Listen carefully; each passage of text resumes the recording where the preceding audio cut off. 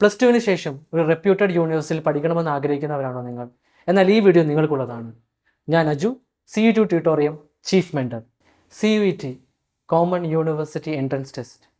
ഈ എക്സാമിലൂടെ ഇന്ത്യയിലെ റെപ്യൂട്ടഡ് ആയ 40ഓളം സെൻട്രൽ യൂണിവേഴ്സിറ്റികൾ, 40ലധികം സ്റ്റേറ്റ് യൂണിവേഴ്സിറ്റികൾ, ഡീംഡ് യൂണിവേഴ്സിറ്റികൾ, അതേപോലെ പ്രൈവറ്റ് ഇൻസ്റ്റിറ്റ്യൂഷൻസ്, ഇതിലേക്കുള്ള അഡ്മിഷനാണ് ഗവൺമെൻറ് നിങ്ങൾക്കായി ഒരുക്കി വെച്ചിരിക്കുന്നത്. ഏകദേശം 3 ലക്ഷത്തിൽ പരം സീറ്റാണ് ഈ വർഷം CUET വിദ്യാർത്ഥികൾക്കായി ഒരുക്കി വെച്ചിരിക്കുന്നത്.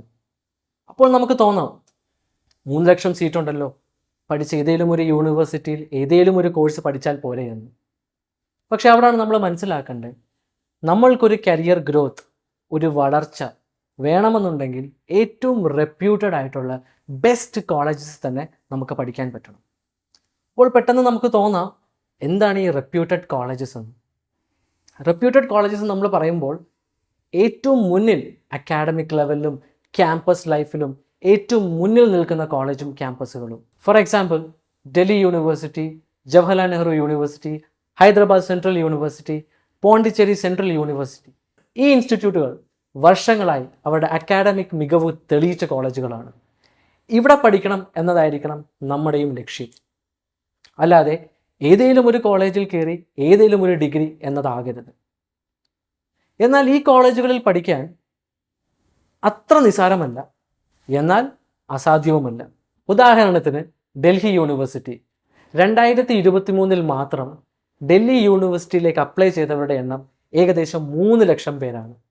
എന്നാൽ ഡൽഹി യൂണിവേഴ്സിറ്റിയിൽ മൊത്തമായുള്ള സീറ്റ് എന്ന് പറയുന്നത് 70,000-അടുത്താണ്.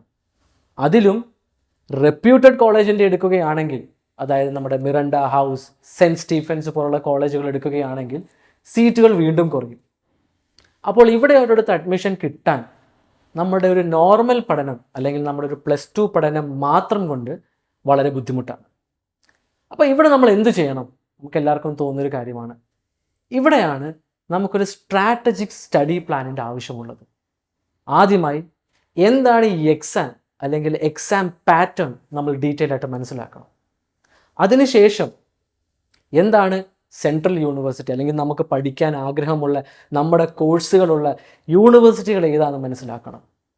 അതിനുശേഷം ഒരു എക്സാം ബേസ്ഡ് അപ്രോച്ച്, അതായത് എങ്ങനെ പരീക്ഷയിലൂടെ നമുക്ക് കൂടുതൽ റാങ്ക് നേടി നല്ലൊരു കോളേജിലേക്ക് അഡ്മിഷൻ മേടിക്കാം, ഇതായിരിക്കണം നമ്മുടെ ലക്ഷ്യം.